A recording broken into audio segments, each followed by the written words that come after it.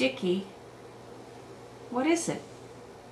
You haven't said a word since I got here.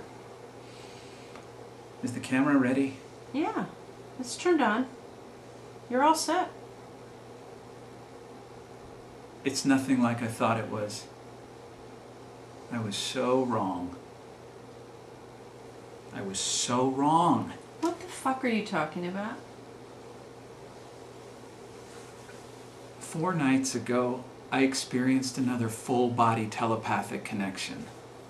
Only this time there was no visit from the Phi, no staring into huge dark eyes. I was just going to sleep, lying in my bed when it happened. In one moment I was staring up at the ceiling, and the next, I found myself in another Phi body, hitchhiking along with an alien consciousness. Again?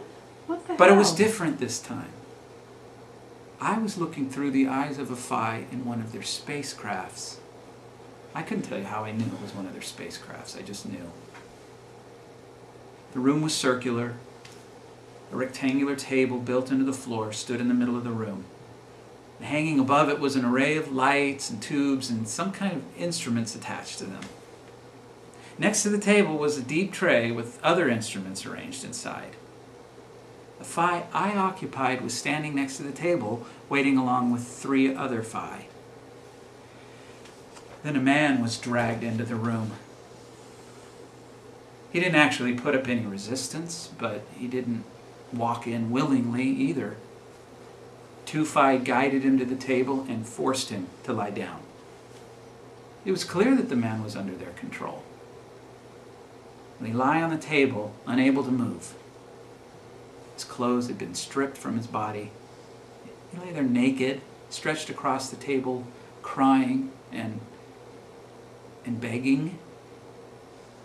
Well, I couldn't hear him because, of course, the Phi can't hear, but I could plainly see that the man was begging. Begging to be let go. Begging to be put back in his bedroom, in his bed. What did you do? Did you help him? Help him? I couldn't help him. I couldn't do anything. I tried to shut my eyes to all of it, but I couldn't even do that. Everything the Phi saw, I saw. Everything the Phi did, I did. Dicky, that sounds horrible. The Phi, standing near the man's head, bent over his face until just an inch or two separated them and stared into the man's eyes. Poor guy was reduced to whimpering. Tears ran down his face. It was as if he wanted to shut his eyes, but was unable to.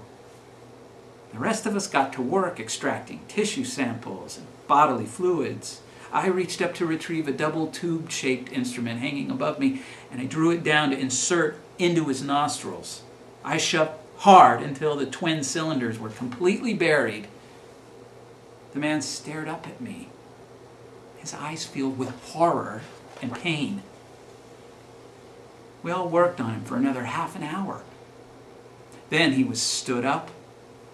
He pissed and shit all over himself, and blood dribbled from 2 small incisions made on the insides of his thighs. I watched him as he was let out, and I found myself suddenly back in my bed. Those bastards. I took it lightly that they abducted human beings for study. They blanked out their minds after they were finished with them. No real harm done, I thought. No real harm done.